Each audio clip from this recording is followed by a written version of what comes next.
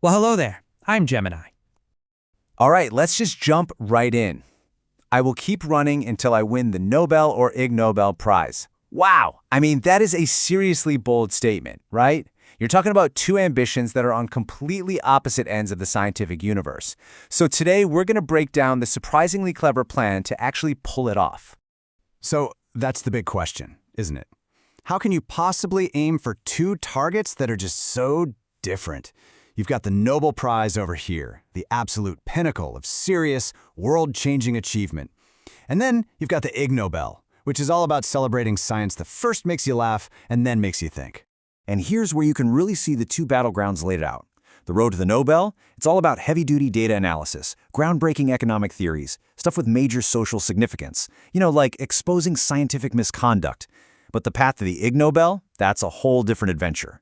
It's about wandering through the strange and the unexpected. It's about finding the humor hidden inside statistics and looking at the science of just everyday life.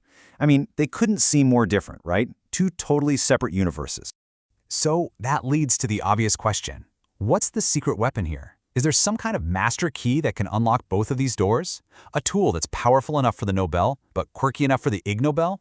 Well, believe it or not, there is. And it's the foundation of this whole crazy plan. Okay, so the first step, the absolute bedrock of this whole thing, is what's called the science of science. And what's so cool about this is that it doesn't start in some giant, expensive lab. You don't need $1 billion budget. It starts with something that, honestly, almost anyone can access: a curious mind and an internet connection. And that brings us to the secret weapon itself, meta-research. It's exactly what it sounds like, the science of science. So instead of trying to run brand new experiments from scratch, you're analyzing the huge universe of research that's already out there. It's like being a detective. You're sifting through old case files, all these published papers and data, looking for patterns, flaws, and hidden connections that everyone else missed. So why start here? Well, because it's a total game changer. It basically democratizes the whole scientific process. You don't need a fancy lab or a particle accelerator in your backyard. All you need is access to the papers and the data, and this is the big one, the curiosity to really think critically about it all. It makes discovery a real possibility for, well, just about anyone. And this is where the two-pronged attack comes into play. It's a really simple but brilliant strategy. Step one, you get really, really good at meta-research. You master this skill of analyzing the world's existing knowledge. And then step two, you just aim. You can point that powerful lens at huge, serious economic questions to hunt for a Nobel. Or you can aim it at something strange and funny to go for an Ig Nobel. See? The weapon is the same, you just change the target. All right, so let's zoom in on that second path for a second, the hunt for the Ig Nobel. How in the world do you use this serious-sounding meta-research to find something, well, funny? The key is you have to embrace the weird. This whole hunt is about diving headfirst into the weirdest corners of the scientific library. You're actively looking for the strangest papers ever published. You're putting everyday life under a scientific microscope, analyzing all the little things we do without a second thought. And you're trying to find the real humor that can be hiding in a spreadsheet. It's all about exploring those little neglected gaps in science where nobody else has bothered to look. But here's the most important part, the real key to the Ig Nobel. It can't just be funny.